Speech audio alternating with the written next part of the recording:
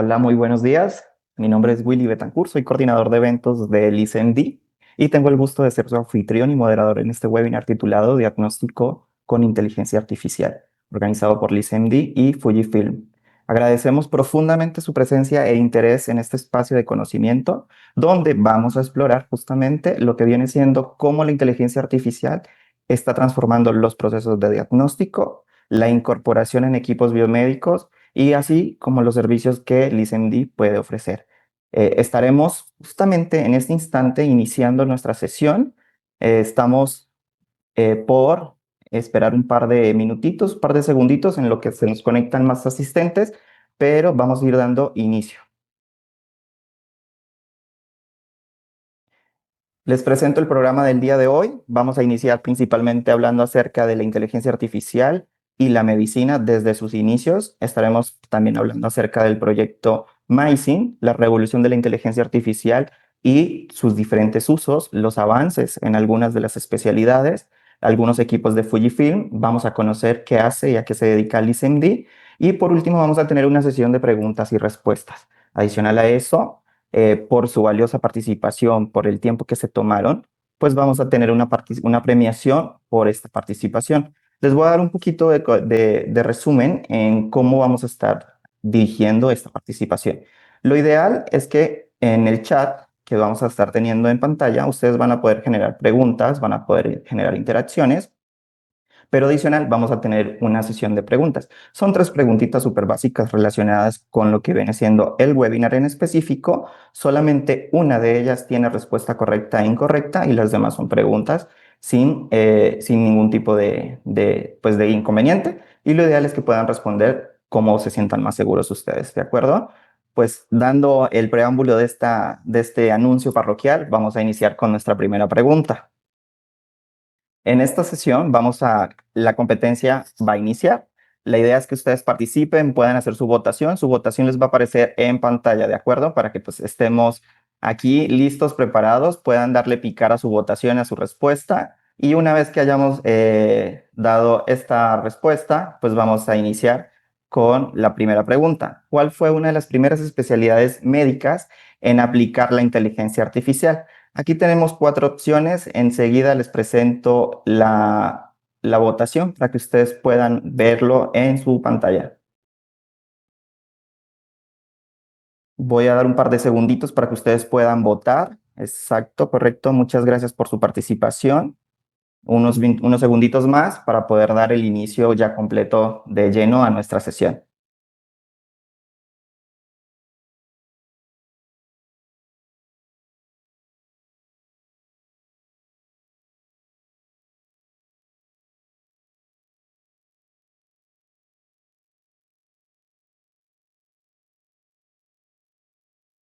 Bueno, de acuerdo a esto, pues vamos a presentarles a nuestra primera ponente del día de hoy. Ella es Dinora Rey López, es ingeniera biomédica, es especialista de producto de Fujifilm y es aplicacionista clínica de ultrasonido. Dinora, bienvenida, muchas gracias por tu tiempo y te dejo en muy buenas manos de nuestros participantes. Muchas gracias, un gusto, un placer estar aquí con ustedes. Como bien mencionaba Willy, vamos a estar hablando sobre inteligencia artificial aplicada principalmente a medicina. Es algo muy interesante. Vamos a iniciar dando una introducción y un contexto sobre qué es la inteligencia artificial.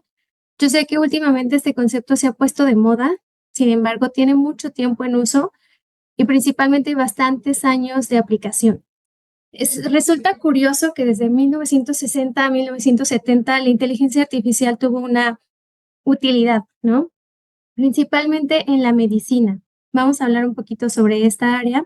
La inteligencia artificial se basa en redes neuronales, pero ¿qué son las redes neuronales? Básicamente es simular una red neuronal vía artificialmente basada en el comportamiento o las decisiones que hace el humano. Entre más acertadas o más acercadas sean a la realidad, esto nos asemeja a que tienes una sensibilidad buena de la inteligencia artificial. Sin embargo, en 1970 aproximadamente, la medicina empezó a optar por opciones donde se sugerían ciertos procedimientos, cierta toma de decisiones a partir de diagramas de flujo, unos diagramas de flujo que nos permiten delimitar qué decisión voy a tomar. En 1970, 1980, la inteligencia artificial se basaba todavía no en redes neuronales porque no teníamos como esa anticipación y programación, pero sí se basaba en cuadros de preguntas, en probabilidades, ¿no? Por ejemplo, probablemente si el paciente tiene esta condición, podemos avanzar a una siguiente situación, ¿no? Son cosas más o menos de este estilo, lo que nos daría como el principio de la inteligencia artificial. Ahora, uno de los programas que tenemos como ejemplo es MySyn. Me gustaría saber si alguno de ustedes había escuchado sobre este programa antes de dar una introducción. Les voy a dar un poco de contexto. MySyn fue un programa diseñado a partir de los 70s. Tampoco estaba basado en redes neuronales, pero sí en programas inteligentes de adaptación y estadística. Me gustaría invitarlos a saber si ya conocían algo de MySyn, igual a invitarlos a participar por el chat. Pueden enviar sus respuestas y me parece que Willy las va a estar revisando también. Ok, bueno, hablando de MySyn, como yo les decía, fue un sistema que se diseñó a partir de los 70s, implicando información estadística, principalmente para estudiar las infecciones bacterianas. Y esto le ayudaba al médico a tener más información en sus resultados. Obviamente, seguimiento computarizado. De hecho, desde que se diseñaron las computadoras, los humanos siempre hemos tenido la iniciativa o la idea de que la computadora nos ayude a llegar a un mejor diagnóstico.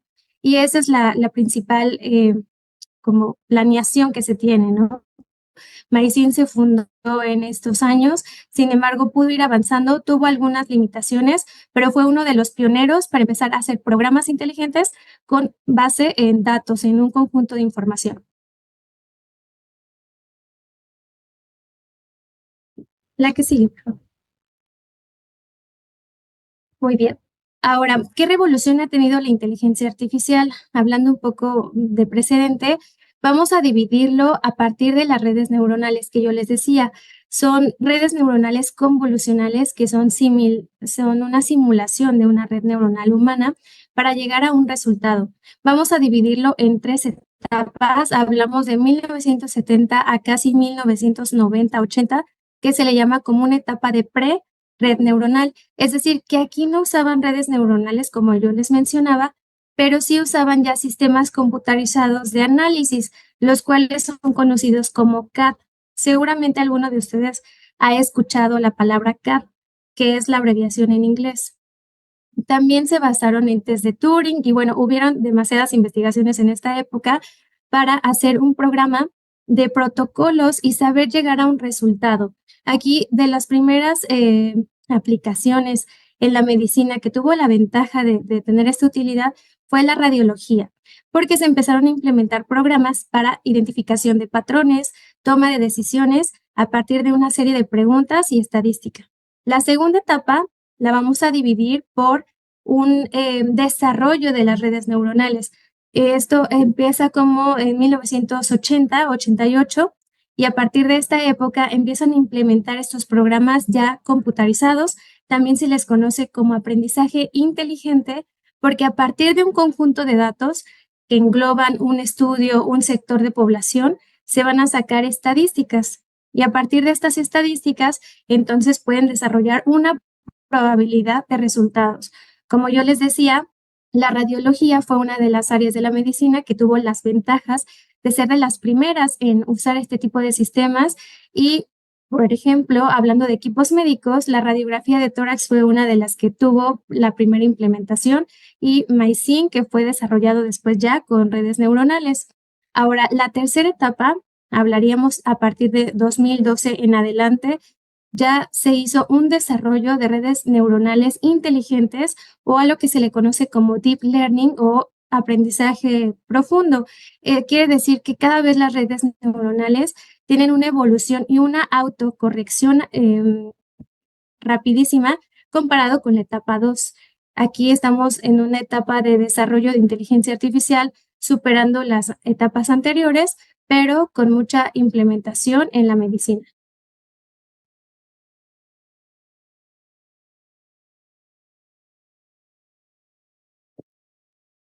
Muy bien. ¿Qué usos le damos en la radiología principalmente? Como yo les decía, CAD es el sistema computarizado que se ha desarrollado a partir de redes neuronales, de un lenguaje de inteligencia, a partir de un aprendizaje más eficiente. Obviamente para esto se usan programas, protocolos de estandarización, estadística, para poder llegar a un resultado más adecuado. Actualmente CAD o estos sistemas de computarización de análisis utiliza estas redes neuronales. Existen distintas redes neuronales en la actualidad que tienen distinto desarrollo. Hay grupos de redes neuronales que se desarrollan y crecen y aprenden de distinta manera y a distinto nivel de tiempo, mientras que actualmente han salido nuevos grupos neuronales que tienen un autoaprendizaje demasiado rápido. Es decir, que se autocorrigen con base a los resultados obtenidos y también al conjunto de base de datos que tenga la plataforma. Ahora, la mayoría de los usos que ahora podemos ver como imágenes de inteligencia artificial, eso es una etapa demasiado avanzada, pero podemos ir a lo más simple. Por ejemplo, agilizar el diagnóstico. Aquí se clasificó al sistema CAD en CAD-X, que nos ayuda a determinar o hace una sugerencia entre benigno y maligno. Además, tenemos análisis en tiempo real de detección, a lo cual lo podemos agrupar en CAD E minúscula, la cual determina o detecta cuando hay algo distinto a lo normal, independientemente de cuál sea el caso. Además, toda esta integración de inteligencia nos ayuda al diagnóstico precoz, análisis de imágenes médicas, optimiza tratamientos y mejora la atención médica.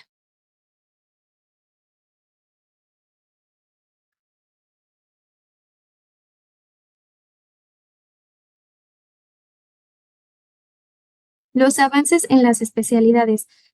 Hablando puntualmente de la radiología. Radiología, como bien decimos, es una de las ramas que tuvo mayor ventaja en usar la inteligencia artificial desde 1970. Pareciera que la inteligencia es algo nuevo, pero ya tiene tiempo desarrollándose. Claramente, en estos últimos años es donde ha tenido mayor evolución y tal vez mayor aplicación. De hecho, durante estos años la inteligencia artificial ha tenido etapas que se le conoce como etapas de enfriamiento, porque ha tenido y tiene todavía bastantes limitaciones, es normal. Sin embargo, con el paso del tiempo se han disminuido estos riesgos o estas cepas de incógnitas sobre los resultados.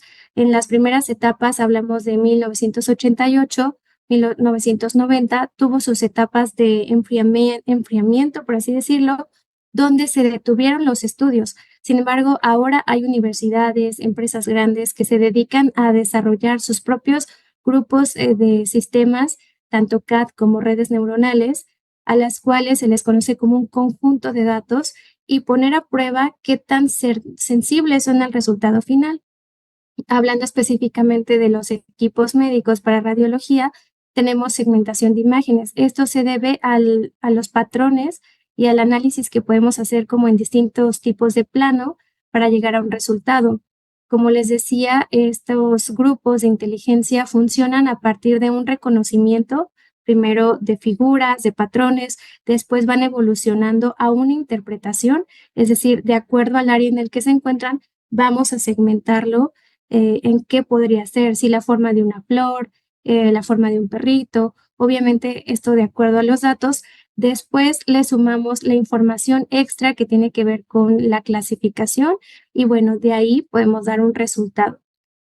Hablando generalmente, así es como van haciendo los reconocimientos. Por lo tanto, la segmentación de imágenes es algo que se ha ido mejorando, tiene mayor definición ahora, mayor calidad, mayor sensibilidad.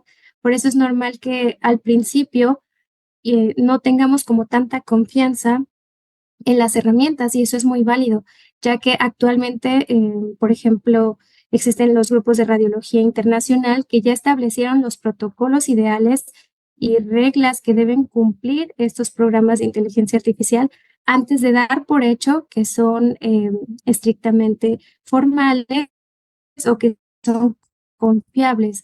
De hecho, todavía existen ciertas limitaciones. Sin embargo, volviendo al área de radiología, podemos identificar, podemos mejorar la calidad de imagen, ya que a partir del reconocimiento de patrones podemos definir estos píxeles. Guía para la toma del estudio, también con la sincronización de la fusión de imagen. Vamos a hablar más al rato por qué aplicaríamos la inteligencia artificial. A continuar donde creo que me quedé. Hablando de la hemodinámica y de los análisis vasculares por ultrasonido, el tipo de seguimiento que hace y el autorreconocimiento vascular con inteligencia artificial para llegar a resultados que nos invitan a llevar un seguimiento de la presión, de la rigidez vascular, de los índices cardíacos. Todo esto hace que el equipo se base en un conjunto de datos a partir de un segmento estudiado y con una simple imagen y un seguimiento a lo mejor más sencillo, poder ofrecer más información. Obviamente esto ha llevado a protocolos, a que se realicen ciertos artículos para hacer confiable este estudio, pero sobre todo facilita que los resultados sean de manera adecuada y en tiempo menor. Y bueno, todo esto es poco de lo que se aplica en radiología.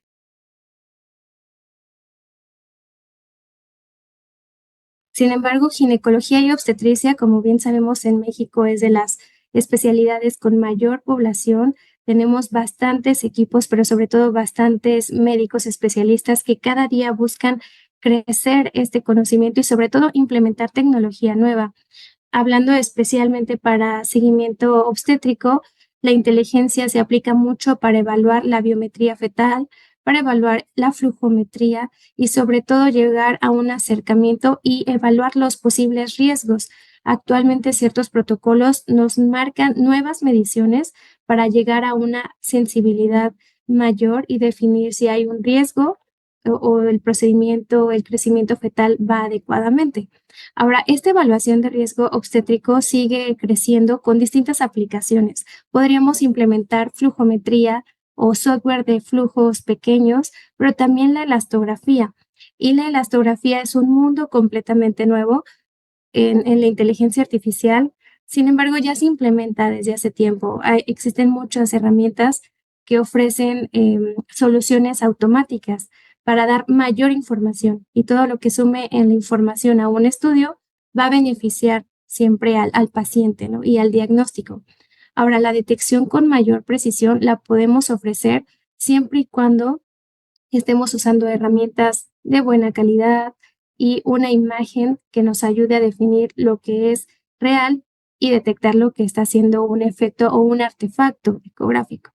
Ahora, la reducción de falsos positivos también lo podemos implementar con elastografía, uso de agentes de contraste o microvasculaturas, en este caso, sumando a nuestro estudio. Yo sé que lo más importante siempre va a ser la imagen en modo B, un seguimiento rutinario, también pruebas de sangre, pero siempre el poderle sumar información detallada va a poder determinar en qué punto tomo la decisión de dar un nuevo tratamiento o continuar con el estudio general. Ahora, en biometría, ginecología y obstetricia ha tenido gran crecimiento. Yo sé que a principios de la década los ultrasonidos empezaban con las medidas automáticas. Sin embargo, la sensibilidad, como pudieron escuchar un poquito de la historia de estos programas de inteligencia, ha mejorado.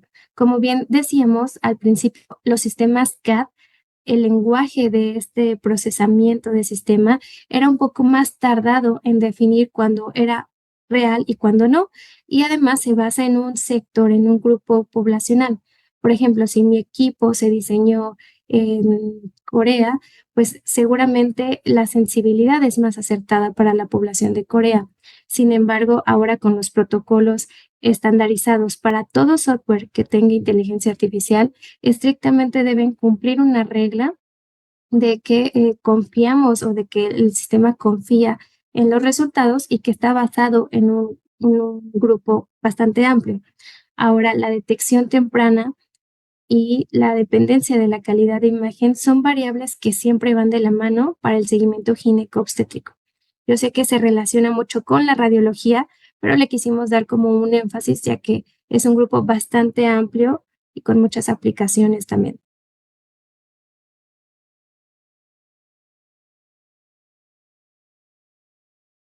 hablando de mejora de imagen, como se mencionó al principio, la inteligencia artificial reconoce patrones y aplicada principalmente a la radiología desde los 70 se empezaron a estudiar ciertos patrones y píxeles para la identificación de ciertos órganos y ciertas estructuras.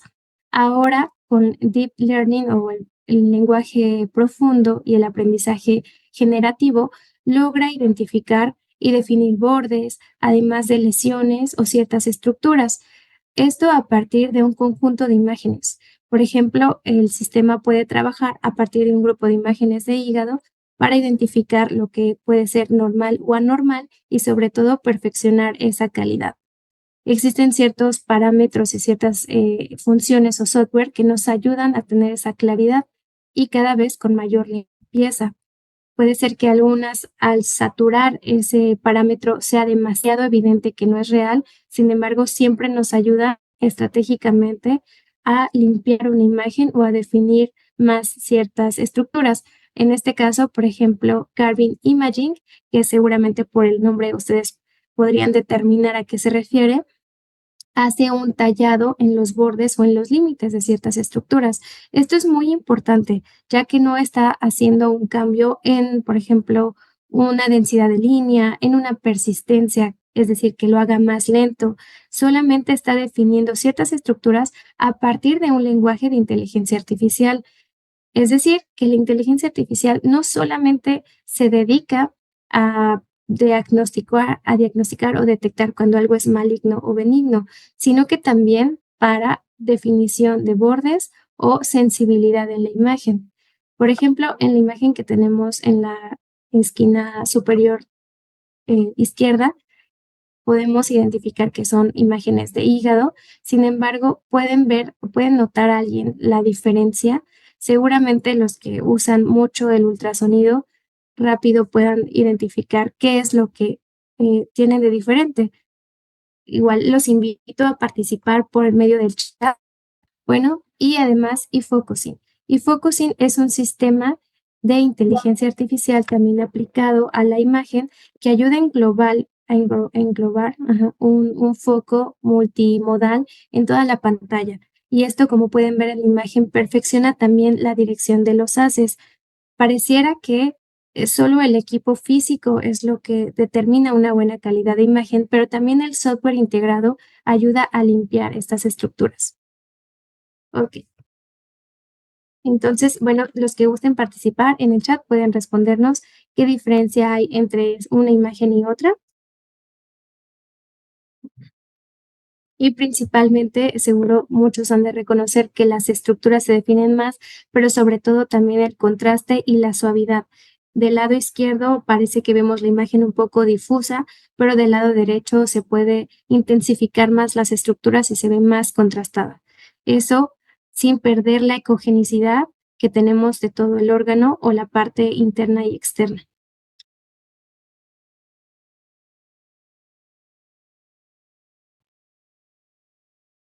Sí, la que sigue, por favor.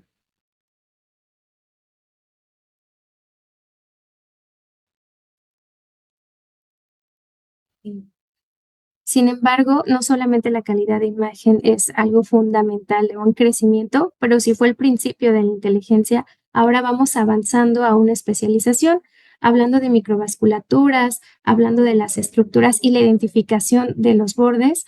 Podemos identificar cuando una estructura es interna o externa. Además, la inteligencia artificial ahora también se aplica a mediciones, a que sean más sensibles, que sean más automáticas, que tengamos mayor precisión, pero sobre todo un mayor seguimiento. En este caso, hablando de estudios vasculares, el estudio de la íntima media, que ustedes bien saben es algo de lo más utilizado en ecografía, tenemos distintas herramientas que ayudan a perfeccionar esta medición y sobre todo que actualmente la inteligencia artificial no solo determina el grosor de la íntima media, también lo clasifica por puntaje, por dirección y también la ubicación, si estamos hablando de una pared interna o de una pared externa. Eso es muy importante que nosotros identifiquemos que al final del día conlleva un conjunto de datos para la determinación del estudio. Hablando de cámara de visualización, existen distintos programas que permiten simular la imagen en tiempo real y una imagen en cámara lenta. Esto para mantener una mayor definición y también llevar una sensibilidad adecuada. Una evaluación cardíaca, por ejemplo, o una evaluación vascular, donde podamos ver en tiempo real y cámara lenta lo que está sucediendo.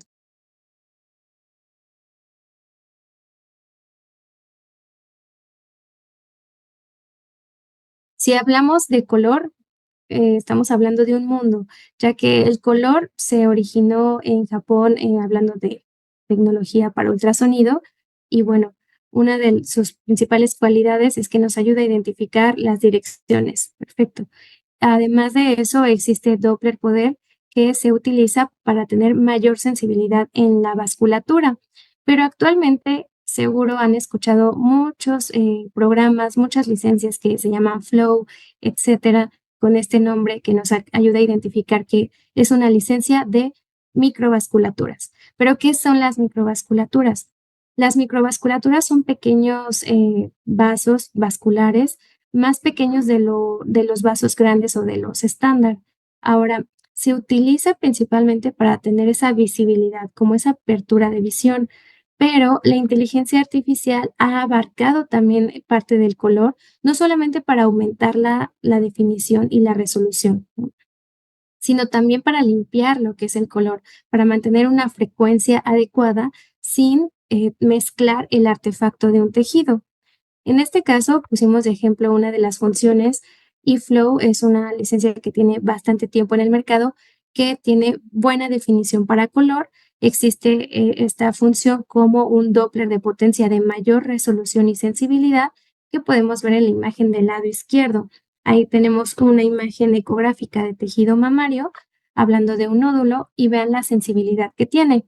Cuando nosotros prendíamos el color, pintaba, sin embargo, no pintaba todos los vasos más pequeños y no delimitaba el calibre del vaso.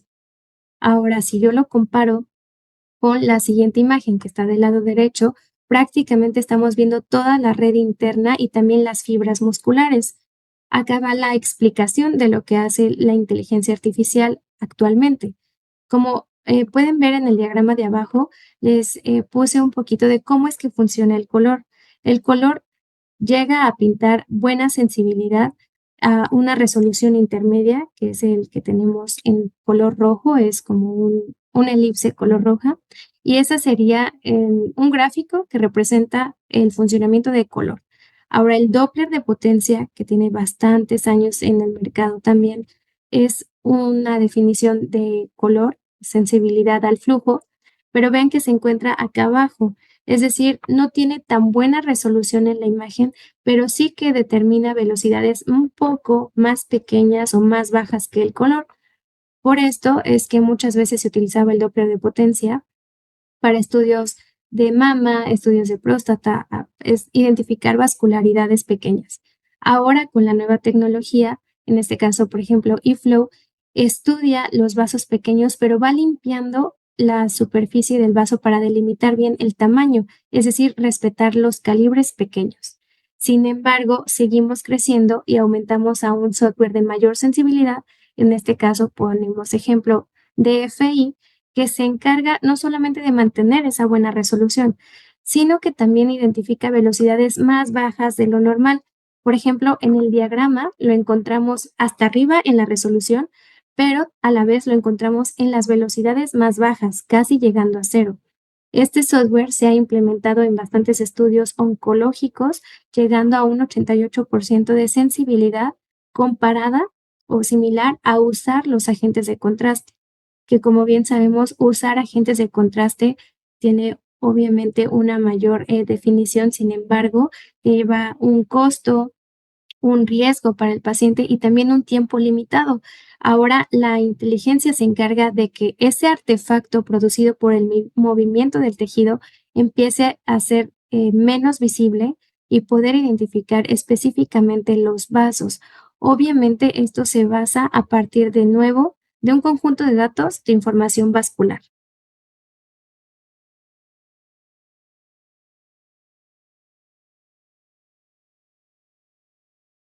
Siguiendo el programa de tecnologías, hablaremos un poco de la elastografía, que es un mundo completamente, es algo bastante interesante, ha tenido bastantes etapas de crecimiento, pero bueno, específicamente relacionada a la inteligencia artificial, ¿qué es lo que está haciendo o cuál es su crecimiento?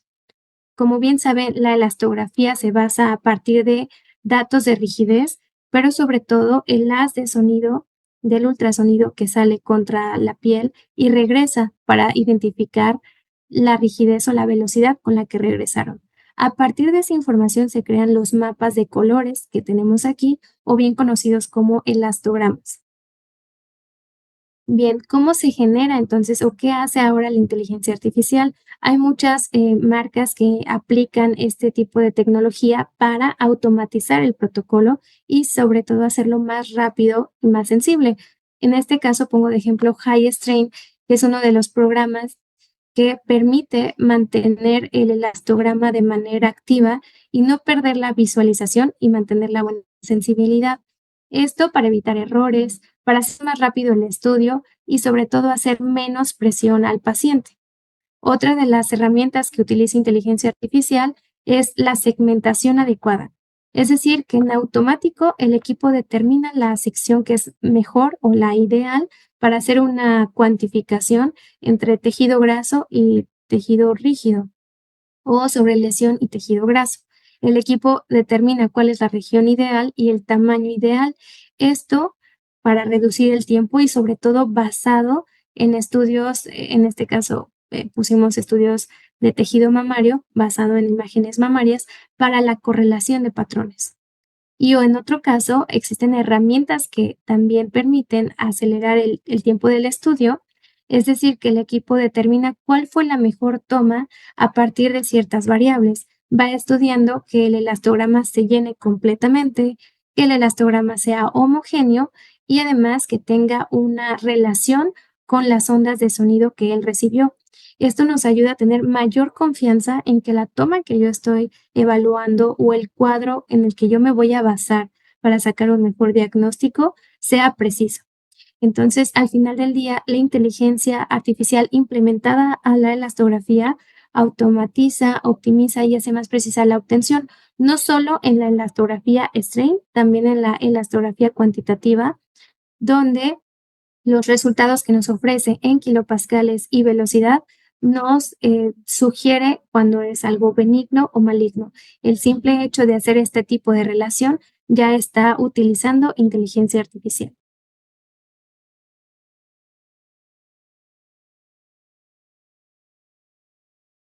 Y en relación con la elastografía cuantitativa, se suman ciertos valores agregados. Aquí en la imagen podemos ver a un hígado, es un ultrasonido de hígado, se le está haciendo una elastografía puntual, es decir, una point shear weight. A partir de estos resultados, además, el equipo puede implementar en la inteligencia, pero para valores de esteatosis hepática. ¿Qué valores hemos obtenido aquí? Actualmente, existen distintos métodos para obtener el índice de hígado graso. Sin embargo, depende de estos métodos cuál sea más eficiente y cuál sea más práctico para el usuario y para el paciente.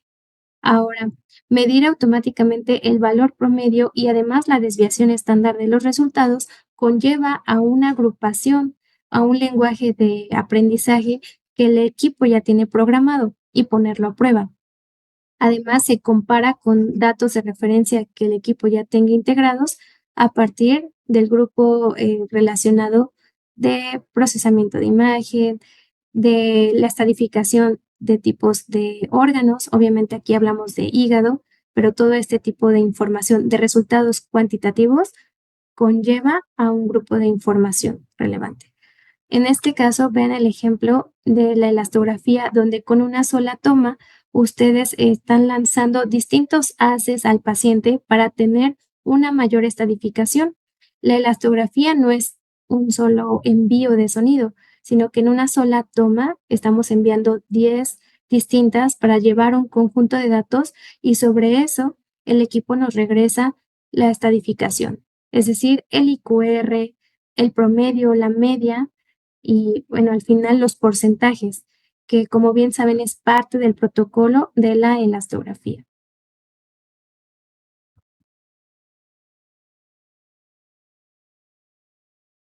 Relacionado a la obstetricia, como bien mencionamos, la parte de la biometría fetal, el crecimiento y la evaluación sigue teniendo mayor impulso ante estos programas, principalmente para mejorar la calidad y la identificación automática.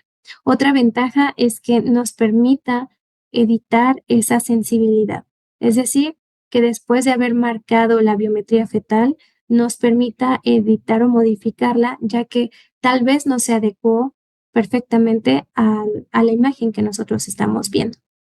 Además, aquí les coloqué mediciones automáticas, ya que siguen implementando estos conjuntos de valores en tiempo real.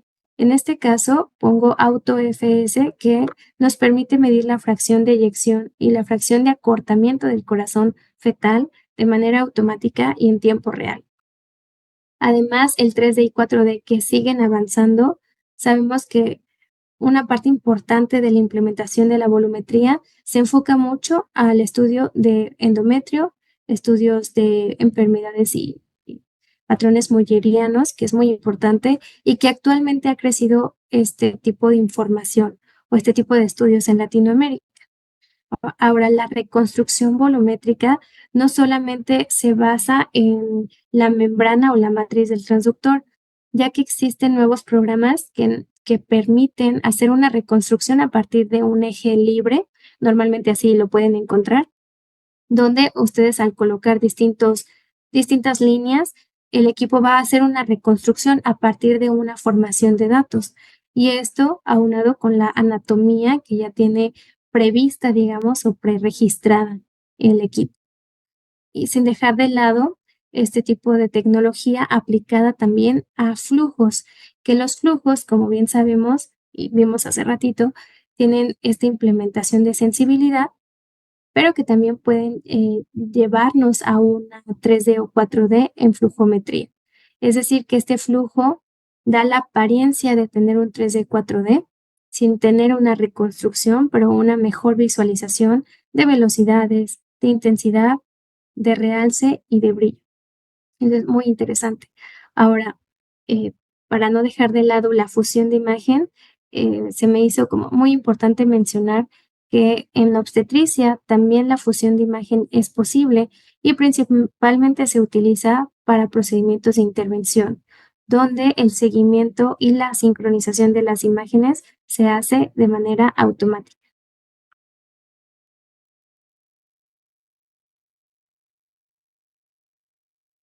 Y como la radiología es bastante amplia, me gustaría aquí hacer una diferencia entre lo que es radiología general o sí, como un poquito más desarrollada a una radiología que es muy enfocada, muy precisa y muy rápida. A veces se le conoce como, bueno, muchos la tienen relacionada a estudios POC, pero también me gustaría saber, de acuerdo a su experiencia y obviamente a sus especialidades, ¿qué radiología es la que más les gusta? ¿Cuál se les hace más interesante? A lo mejor, ¿cuál es la radiología que ustedes realizan? Radiología general, radiología intervencionista, estudios POC o estudios FAST, por ejemplo.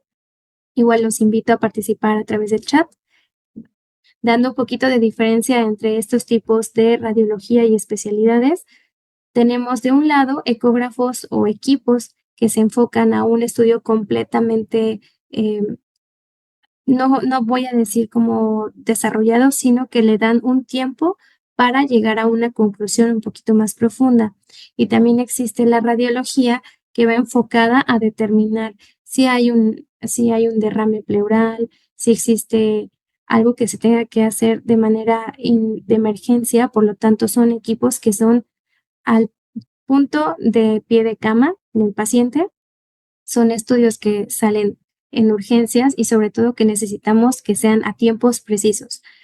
De acuerdo a las necesidades de cada especialidad, pues el equipo y las características deben de variar, ¿no?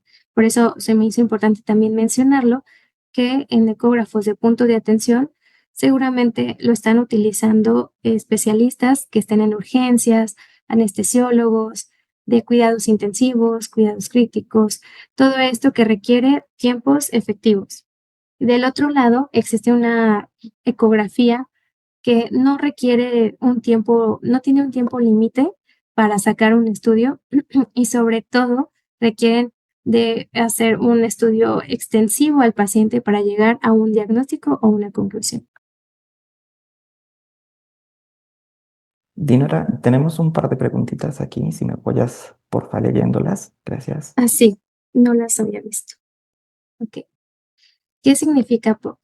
Bueno, la traducción en sí sería los tratamientos que están es la traducción en inglés es point of care, es decir, el punto de cuidado.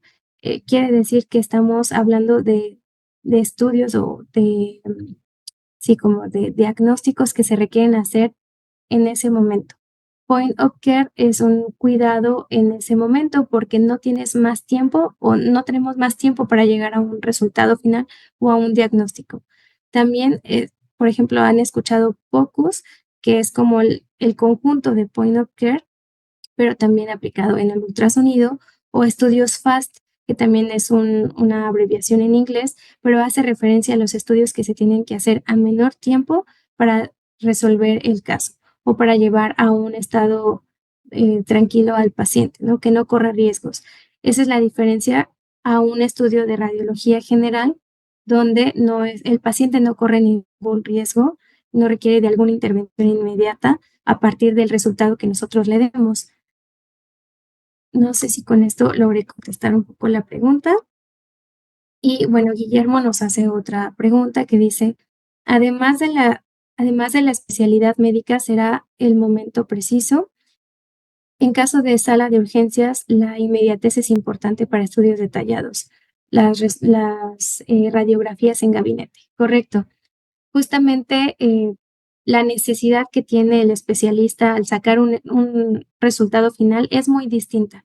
Digamos que en un estudio de gabinete, el tiempo, no hay límites de tiempo. De hecho, me ha tocado estar en estudios que duran 1 hora.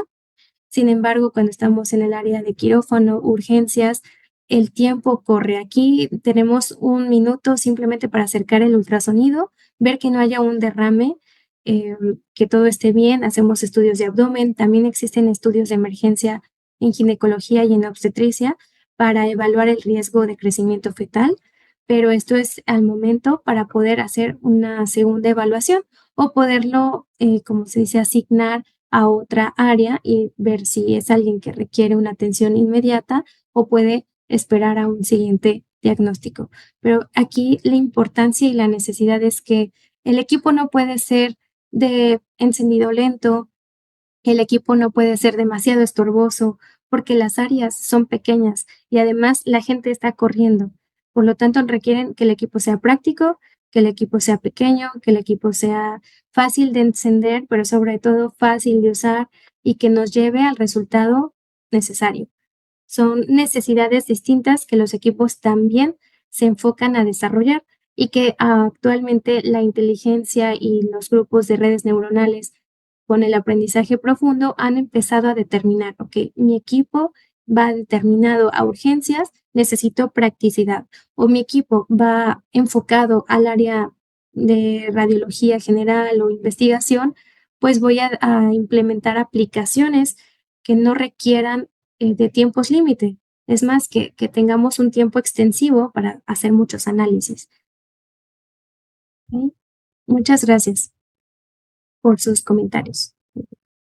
Ahora, justo hablando de estudios FAST, y bien lo mencionábamos, el tiempo es algo muy útil aquí, que el encendido sea en menos de 20 segundos, sobre todo que el equipo soporte los transportes que le vamos a dar. Por ejemplo, en las ambulancias, eh, la logística que conlleva, o ciertos médicos que se mueven de una región a otra, simplemente las temperaturas no nos dan para llevar una máquina que se pueda sobrecalentar. Obviamente no voy a llevar un equipo de gabinete hablando de ultrasonido y no voy a llevar un rayos X. Necesito un equipo que sea a la mano y que sea práctico. Por lo tanto, se han desarrollado distintas tecnologías que no solo conllevan a la máquina, sino que también conllevan a una tecnología y a un software interno. Es decir, que sea práctico, que tenga una interfaz inteligente y que tenga tecnología y precisión en la imagen. En este caso, podemos hablar de distintas herramientas como Sono Adapt, que es un software que ayuda a limpiar la imagen y que con un solo botón estamos modificando la imagen compuesta, rango dinámico, ganancias, todo en un solo botón. Esto para hacerlo de manera más eficiente y rápida. Ahora, también estandarizar los exámenes y que la optimización de imagen sea lo más práctica beneficia el tiempo del usuario final y sobre todo del paciente. Es un estudio enfocado en traumatología, en anestesia, en quirófanos, en urgencias, donde la calidad de imagen ya esté lista, ya no le tenga que mover nada, solamente necesite evaluar si hay algo más que hacer, podríamos guardar, pero lo más importante es que sea eficiente. Actualmente la tecnología ha avanzado para desarrollar comandos de voz, por ejemplo, para que el usuario no tenga ni siquiera que tocar los botones, simplemente con mencionar algunas herramientas podamos acceder a ellas y poder seguir canalizando o haciendo otras cosas.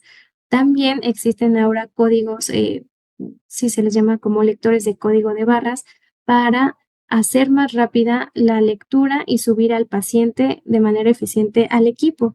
Eso también ayuda a disminuir los tiempos. Todas estas herramientas son de acceso rápido y de mejora, ¿no?, en el flujo de trabajo. Y POCUS, que es otro tipo de estudio que se enfoca a hacer estas evaluaciones anatómicas rápidas y precisas justo en los puntos de interés más importantes o los que corren mayor riesgo. Bueno, no solamente son de radiología, como bien mencioné, también existen estos estudios para gineco, para obstetricia y para cardiología, donde buscamos de nuevo que la imagen esté preparada, que tengamos un arranque rápido, pero sobre todo que resistamos este flujo de trabajo ante caídas, ante temperaturas, hasta para salpicaduras, porque cuando estamos en un quirófano o en cirugía, ustedes saben que la limpieza se trata de mantener, pero a veces hay cosas que van a ser imposibles de tener. Y el equipo tiene que estar preparado para que funcione sobre la marcha y que no haya ningún error sobre que le cayó líquido o que ya se sobrecalentó. Eso es muy importante mantener y sobre todo que la interfaz sea muy fácil, porque a veces capacitaron al de la mañana, pero no capacitaron al turno de la tarde y ya no sé cómo usar mi equipo, mi endoscopio, etcétera. Yo sé que a lo mejor en quirófano ya están todos los presentes que deben de estar para usar el equipo, pero siempre pasan emergencias y ahí estamos marcándole, a ver, tú sabes cómo usarlo, tráelo rápido porque tenemos un procedimiento.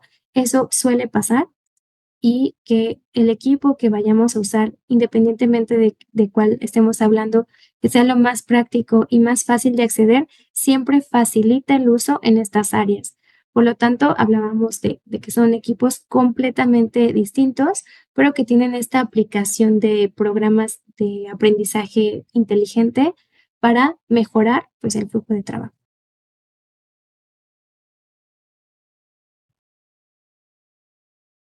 Siempre hay casos donde el médico nos hace la observación de decir, ok, aquí me funcionó bastante, se me hizo muy práctico, es útil por estas razones. Aquí pusimos algunos ejemplos de casos de éxito donde si nosotros enfocamos y identificamos sobre todo la tecnología y la necesidad que tiene el usuario final, es donde realmente se le va a dar ese uso adecuado y se va a explotar al máximo el equipo. Cuando nosotros llevamos, no sé, hablando de carros, no sé, de carros, hablando de un Ferrari, lo vamos a llevar a una ciudad donde las calles son pequeñas, siempre hay tráfico, ¿no? Que eso ya pasa en todos lados. Obviamente no vamos a explotar el equipo al máximo y ni siquiera vamos a cubrir la necesidad del usuario.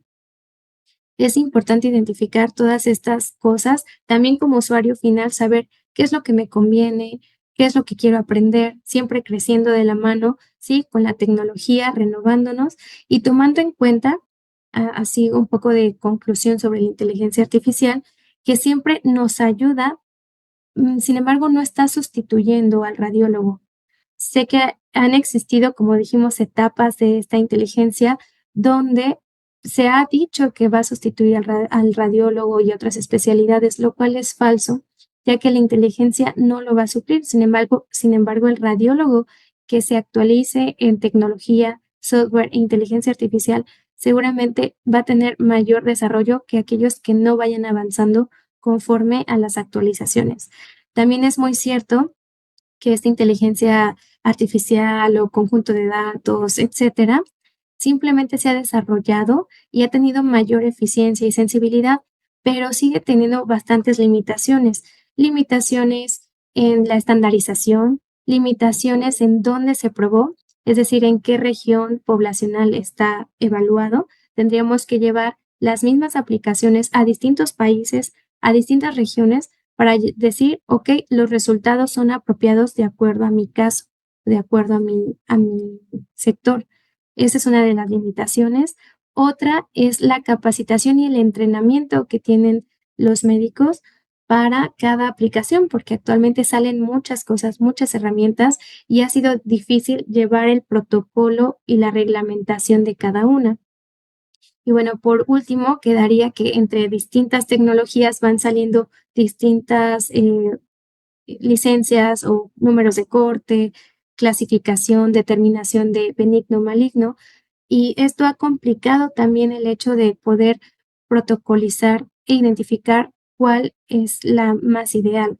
Por lo tanto, estas limitaciones siguen existiendo. Lo más importante es que lo tomemos en cuenta y sobre todo nos basemos en aquellos que tienen más referencia, que están aprobados por el Grupo de Radiología Internacional, que ya tienen estandarización o que están en protocolos para que nosotros los pongamos a prueba acá en nuestras regiones, en Latinoamérica. Y también saber que la inteligencia artificial es uno de los pilares de todo lo que conlleva un buen diagnóstico y un buen tratamiento al paciente. Sin embargo, no lo es todo. Su especialidad y su conocimiento y sobre todo la experiencia de ustedes como especialistas es el principal de los pilares que va a hacer que determinemos y hagamos el diagnóstico final. Por eso, los pilares de un buen tratamiento, de una buena atención, conllevan muchas cosas: conocimiento, experiencia, preparación, equipo, sí, tecnología, inteligencia artificial, pero es un conjunto de varias cosas para llegar a un caso de éxito. Lo importante es identificar qué es lo que yo necesito, qué es lo que estoy buscando y qué es lo que puedo ofrecer, también de manera inteligente y sobre todo ética. Bueno, hasta aquí me gustaría dejar los casos de éxito. Igual cualquier duda o pregunta, estoy disponible. Dinora, muchísimas gracias por tu participación. Los invito a que por favor vayamos agregando lo que vienen siendo las preguntas que tengan, las dudas que hayan surgido referente a alguno de los equipos, las dudas que tengan referente a la aplicación de la inteligencia artificial aquí en el chat, y en nuestra parte final vamos a hacer pues, responder cada una de estas preguntas, ¿de acuerdo? Adicional, pues seguimos con lo que vendría siendo nuestra segunda trivia del día. Es voces del consultorio. En automático les va a aparecer en su pantallita. Y la idea es saber, cuando escuchamos inteligencia artificial en medicina, ¿qué es lo primero que podemos llegar a pensar? Voy a dar un par de segunditos para que puedan picarle a su respuesta, puedan aquí participar. Recuerden elegir la que ustedes más se sientan cómodos. Esta no es una pregunta de prueba ni de error, entonces adelante.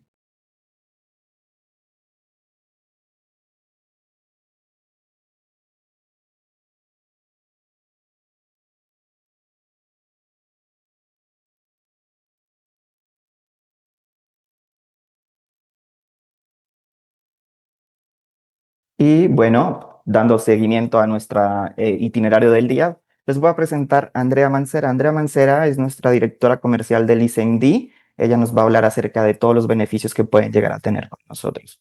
Andrea, bienvenida, muchas gracias. Hola Willy, muchas gracias, mucho gusto a todos y pues les agradezco el tiempo, espero que este webinar les esté gustando. Así como dice Willy, soy Andrea Mancera, soy directora comercial en ListenD y le vamos a dar un giro un poquito a este webinar. Ya escucharon qué es la inteligencia artificial, ya escucharon qué equipos pueden ustedes empezar a incorporar a su práctica para tener esta inteligencia artificial, Y ahora yo les quiero platicar un poquito la forma de adquirir esos equipos inteligentemente, un poquito de números para que ustedes vean por qué el arrendamiento puro puede hacer mucho sentido a su práctica, ¿vale? Entonces, bueno, vamos a empezar con algunos conceptos clave sobre financiamiento y vamos a empezar con el concepto de apalancamiento, ¿vale? ¿Me regalas la siguiente slide, Willy, por favor? Gracias. Ok, ¿qué es el apalancamiento? El apalancamiento básicamente es usar a capital de otra persona o de otra institución para activar ingresos sin que ustedes inmovilicen su flujo o bien se descapitalicen. ¿Qué beneficios trae el apalancamiento? Uno, pues que conservan su liquidez o su flujo de caja. Dos, que van teniendo un flujo alineado al uso real que le dan al activo. Ahorita lo vamos a ver un poquito más adelante.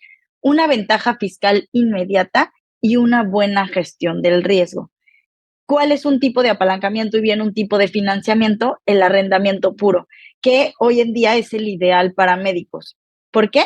Porque pueden empezar desde un enganche 0 pesos, aunque bien es personalizado, porque pueden tener el 100% de deducción fiscal y ahorita que lo veamos en números les va a hacer mucho sentido y van a ver el ahorro que es muy grande. Y porque hay instituciones como el ISMD que tienen flujos de aprobación muy rápida, de documentación muy simple, en donde quitamos un poquito pues el tema de la banca tradicional, documentación física, ir, regresar, firmar. Entonces, bueno, es una facilidad para ustedes que al final no tienen tiempo y están preocupados en sus pacientes, en sus cirugías y el tiempo pues es limitado, ¿no? Entonces, bueno, vamos a la parte de números. En la parte de números, veamos una cotización de un Fujifilm Arieta, que es un equipo médico, un poquito de lo que acaban de ver, ya vieron las funciones, con costo de 605,395 pesos. Les hice un ejercicio a 36 meses, que es el plazo que más nos solicitan, con un pago inicial de un 10%, que podría ser desde el cero, podría ser más, pero esta es la cotización como estándar que normalmente piden, ¿vale? El pago inicial quedaría en 60,540 pesos, 36 mensualidades de 24,871, nos darían un valor de 895,356 pesos. Y el valor final, los residuales de un peso, o sea, básicamente al final del equipo, el mismo ya es de ustedes, ¿ok? Para que le sigan sacando el provecho. ¿Cuál es el valor total del arrendamiento? 955,896 pesos versus el valor del equipo que es de 605,395. A simple vista, ustedes dirían, oye, hay un desembolso de 350,502 pesos. Ahorita vamos a quitar ese mito y van a ver los beneficios económicos, literal, que el arrendamiento les trae y que terminan, digamos, pues cancelando este desembolso adicional, ¿no? Y otra cosa que quiero mencionar es que esto ya trae un seguro incluido, que es un seguro que te cubre de robo, catástrofes naturales, descargas eléctricas, caídas, y adicional trae una póliza llamada ListenMD Care, que si algunos conocen el Apple Care, básicamente es el Apple Care de los médicos. Y esta póliza lo que te incluye es a partir de que vence tu garantía de distribuidor, digamos que una cobertura completa contra accidentes, caídas, derrames, incluso vicios ocultos del equipo. Es una forma de proteger más tiempo tu inversión, ¿no? Entonces, bueno, esto ya lo incluye la renta de la cual estamos platicando, ¿ok? Vamos a empezar a ver los beneficios que trae el arrendamiento. En el siguiente slide, el primer beneficio que vamos a ver es el tema del costo del dinero en el tiempo. Y es un tema que mucha gente no considera al estrenar. Ok, ¿qué es lo que pasa? Quizá muchos de ustedes digan, oye, yo ya tengo el capital para invertir, pues al final el dinero del equipo, ¿no? Yo lo podría comprar de contado. ¿Por qué? Porque tengo un ahorro o porque tengo la liquidez o porque hago unas 3, 4 operaciones y pues me sale para eso. Ok, perfecto. ¿Por qué no hacerlo en compra de contado? Porque estaríamos dejando fuera de la ecuación el costo del dinero en el tiempo. Hoy en día hay infinidad de lugares en donde pueden hacer una inversión de dinero. Usemos CETES, que es el conocido, el más, digamos, el estándar, ¿ok? Que ahorita está en 9% de rendimiento anual. Si ustedes, en vez de comprar ese activo de contado, lo invierten en CETES directo, estarían teniendo un saldo al final del plazo de 838,327 pesos. O sea, una ganancia adicional a lo que hayan invertido, que es el costo del equipo, por así decirlo, de 293,472 pesos. ¿Ok? Entonces, ¿cómo funciona? Pues tú inviertes el capital, en este caso, digamos, 544,000 pesos, se va a 9%, te da un rendimiento de 49,000 pesos anuales, y de ahí ese capital del año 1 pues se reinvierte completo con todo y rendimiento. Y entonces el año 2 pues te da un poquito más de rendimiento, ¿no? 53,000, va aumentando tu capital y se vuelve a reinvertir capital y rendimiento. Es así como llegamos a esta ganancia. Entonces, ahí, en vez de haber dado tu dinero en un activo que la verdad se va a depreciar con el tiempo, hiciste crecer tu dinero, ¿no? En vez de que fuera hacia abajo año con año perdiendo un 20% del valor, lo hiciste crecer 300,000 pesos durante 5 años. Ahora, vamos al siguiente punto, que es un beneficio y que para mí es el beneficio más importante en el siguiente slide, que es la deducción fiscal, ¿vale? Este es un punto fundamental dentro del arrendamiento. Si eres persona física con actividad empresarial o persona moral, puedes hacer la deducción tanto del ISR como del IVA, o sea, del 100% de tus impuestos.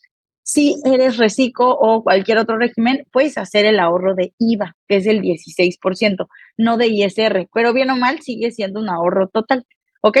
Entonces, vámonos al escenario ideal, persona física, persona moral. Van a deducir el 100% de la mensualidad y de su pago inicial. ¿Qué significa eso? Hagámoslo año por año, 12 meses que tiene el año por 24,871 de las mensualidades, más el pago inicial, que solo aplica en el año 1, tienen un gasto por arrendamiento en la columna 5 de 358,992. Si a eso le sacamos el ISR, que es el 30, y el IVA, que es el 16, tienen un ahorro fiscal anual, en este caso de año 1, de 165,000, año 2 y 3, que no tienen el elemento de pago inicial, 137,000 pesos. O sea, de 955,896 que ustedes pagan al final del arrendamiento, el ahorro fiscal que ustedes van a tener es de 439,712 pesos. Entonces, viéndolo así, pues ya no parece tanto un sobreprecio, ¿no? Porque están ahorrando una cantidad significativa que pueden deducir en su declaración anual, ¿vale? Y como último punto y beneficio a tomar en cuenta es, ¿me regalan la siguiente slide, por fin? Gracias. El costo de la espera. ¿Cómo funciona esto? A lo mejor ustedes dicen, oye, pues mira, yo mejor ahorro unos 3, 4 meses y lo compro de contado, ¿no? Para no pagar el interés. O yo a lo mejor me pongo a ahorrar 2 meses para dar más enganche y que bajen las rentas. Solo hay que considerar que hay un costo por no tener ese equipo, ya que es un activo productivo. El equipo les va a generar ganancias desde el día 1. Nosotros, pues, validamos con varios de nuestros clientes que tienen este tipo de equipos y llegamos a la conclusión de que un rango normal que ellos hacen, digamos, un mes normal, son 60 procedimientos. Hubo algunos que nos dicen que en meses muy buenos logran hacer hasta 120 procedimientos al mes con uno de estos equipos o estudios o tratamientos, ¿no? Entonces, precio promedio del estudio, 1,500 pesos, aunque también nos comentaron que hasta 2,500 pesos puede llegar a costar uno de estos estudios, pero tomemos el 1,500, ¿no? Que es el promedio hacia abajo. Tendrían un ingreso mensual de 90,000 pesos. Si quitamos la renta mensual de 24,870, siguen teniendo una utilidad de 65,128 pesos. ¿Qué significa esto? Que cada mes que ustedes no tienen el equipo ya funcionando y ya trabajando para ustedes, están dejando sobre la mesa 65,128 pesos. Si esto lo ponemos a 3 meses, que más o menos es el promedio en el que juntan y hacen para pagar de contado o dar más enganche, pues dejaron de ganar 195,384 pesos por querer ahorrar para pagar algo que al final del tiempo va a irse depreciando, ¿no? Y no es lo mismo decir, oye, yo desembolsé 600,000 pesos e ir contra el tiempo diciendo, oye, ahora tengo que trabajar y a ver en cuánto tiempo los recupero, o sea, casi que ando trabajando gratis para pagar esto, ¿no? Sino más bien verlo de forma mensual y decir, mira, yo con 15 estudios, 17 estudios, pago la renta y todos los demás extra estudios que haga, otros 40 o 50, es una utilidad mensual para mí que yo no estaba considerando. Entonces, al final, y a eso le quitamos los impuestos y a eso le quitamos que a lo mejor lo que hubieran invertido en pagar de contado está generando ganancias en un instrumento de inversión como CETES, es el plan ideal para que ustedes hagan crecer su dinero y pongan a los activos a trabajar por ustedes, ¿vale? Entonces, veamos un resumen final para cerrar esta presentación, en donde vamos a ver la slide inicial que teníamos, ¿no? Desembolso inicial, 350,000 pesos. Ahora vamos a meter a la ecuación los beneficios que les trae el arrendamiento. Primero, costo por inversión no realizada, 293,472, que es la parte que vimos en CETES. Segundo, ahorro fiscal de IVA e ISR durante 3 años, que es el periodo del arrendamiento, 439,712 pesos. 3, costo por no tener el equipo durante 3 meses, 195,384 pesos. Y entonces, ahora ese total de beneficios, pues nos dan 928,568 pesos. Si a eso le restamos el desembolso inicial que vimos, ¿no? Que teníamos, ahora sí que de entre el valor del equipo y el costo total del arrendamiento, nos sigue quedando un beneficio neto de 578,066 pesos, tomando en cuenta estos 3 factores que son muy importantes para que ustedes además puedan seguir creciendo su práctica y seguir creciendo su dinero y estrenar de una forma muy fácil y muy eficiente equipos como los que platicó la ingeniera, que son equipos que ya los ponen en otro nivel de consulta, que ya les permiten hacer otro tipo de estudios, de optimizar y de ofrecer otro tipo de tratamientos al paciente, ¿vale? Entonces, bueno, esa es la participación. Les agradezco muchísimo que estén en este webinar y pues que sigan aprendiendo sobre inteligencia artificial, sobre equipos y en este caso sobre finanzas. Andrea, muchísimas gracias. Espero que si tienen alguna duda, por favor también la pueden agregar aquí al chat. Y posterior vamos a seguir con nuestra última participación de nuestra trivia. La tercera es la vencida. Recuerden que pues en este caso ya es nuestra última pregunta, así que animo para que no se vayan a perder uno de los premios que tenemos para ustedes. Si supieras que tu diagnóstico fue asistido por inteligencia artificial, ¿qué pensarías? Vamos a dar un par de segunditos para que puedan hacer su votación correspondiente y posterior seguimos a nuestra sesión de preguntas y respuestas.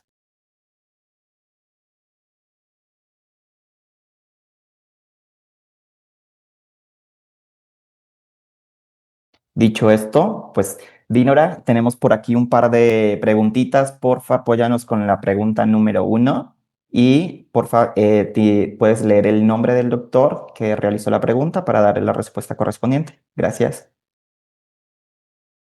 Claro que sí. Nos pregunta Fernando Oviedo, ¿hay algún tamizaje de imagen para cáncer, diferentes tipos de cáncer? Y si es correcto, de acuerdo al tipo de cáncer, principalmente como dice la bibliografía, dependemos mucho del tipo de órgano, la región anatómica, se tiene que basar el software en ese conjunto, conglomeración de imagen, forma de imagen y sobre todo la información cuantitativa para a partir de eso que el equipo nos dé un resultado y hacer un tamizaje. Por ejemplo, hablando de tejido mamario, tenemos por estudios de mamografía o por ultrasonido. La inteligencia artificial se aplicaría para detección automática de microcalcificaciones, de masas o de lesiones o definición hasta de los bordes quísticos también. Hablando puede ser de pulmón, también existen estos estudios o tamizaje, pero en tomografía, o puede ser de próstata, donde también puede ser por resonancia magnética, un cierto tamizaje, inteligencia artificial aplicada a este estudio, o por ultrasonido con segmentación automática prostática, detección de lesiones, igualmente definición de lesiones o de rigidez, hablando de la elastografía. Es decir, que cada software tiene una aplicación independientemente de la especialidad, pero sí ayuda a sumarle a su tamizaje. Dependemos mucho de la región de interés y el cáncer del que estemos hablando, pero existen distintos. Igual hablando de hígado, puede ser un estudio por ultrasonido, puede ser un estudio por resonancia o por tomografía, y a partir de eso hacer un tamizaje con detección automática de lesiones hepáticas, con determinación de rigidez, de fibrosis, índices de fibrosis por hepatitis B tipo C. Entonces, ahora que hay más protocolos, nada más determinamos qué equipo es el que tengo, cuál es el diagnóstico que más suelo hacer, si estudio más estudios de casos oncológicos, si es región anatómica de abdomen, bueno, qué equipo médico me beneficia más y qué tamizaje y qué funciones son aplicables para estas regiones. Es como algo novedoso también como aplicar elastografía, microcalcificaciones, microvasculaturas, pero sí existe y es una muy buena pregunta. Espero que con esto haya podido responder un poco.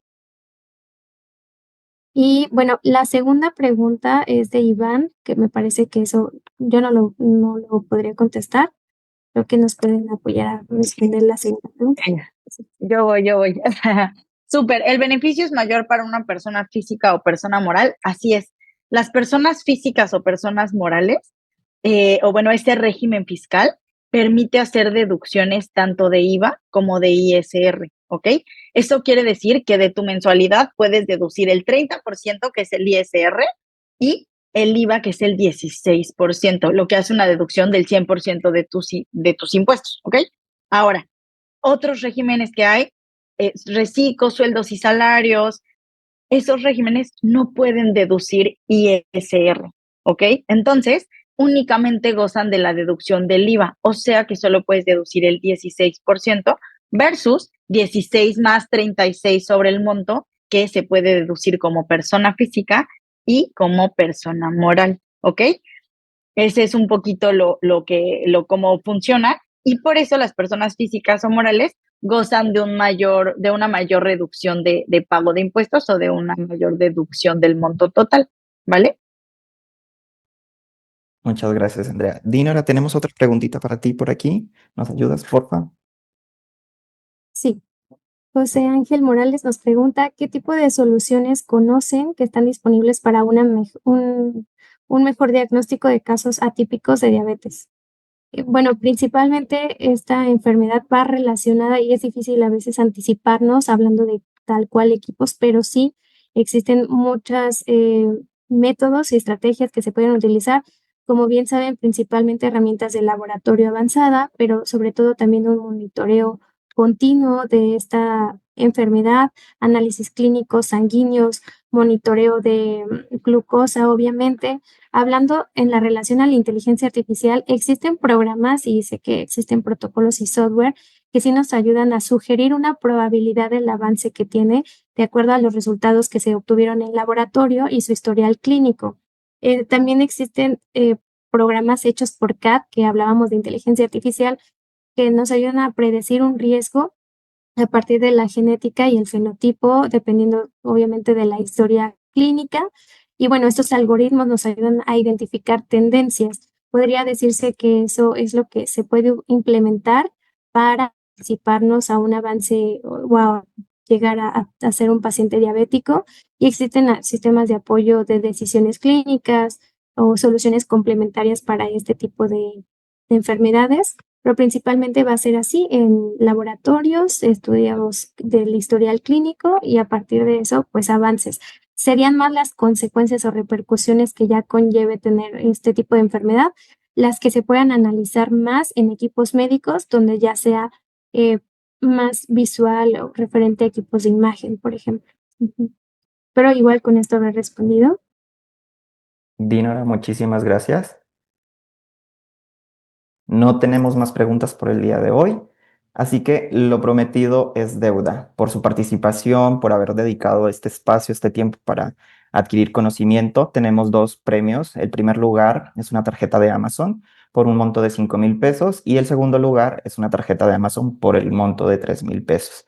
El primer lugar por su participación y dedicación, cuestionarios y demás es para el doctor Eduardo Verdugo. Doctor, muchas gracias por haberse unido a esta sesión. Y el segundo lugar lo tenemos para el doctor Andrés Tejeda. También muchísimas gracias por haberse unido a esta sesión y por haber participado. Sin más preámbulo, gracias por acompañarnos. Ha sido pues un verdadero honor poder compartir este espacio con ustedes. Hoy dimos un paso más hacia el futuro en cuanto a los diagnósticos con inteligencia artificial y lo hicimos juntos, pues con esta participación en ideas, en preguntas y pues con la energía también que le aplicaron a esta sesión. Esperamos que se hayan llevado pues buenos conocimientos, buenas herramientas y también si quieren pues seguir en contacto con nosotros, tienen alguna duda referente al tema de adquisición de los equipos, aquí tenemos un código QR donde pueden escanearlo y redirigirse directamente a nuestra página web y también pues pueden observar todos los beneficios que pueden adquirir con el ListenMD.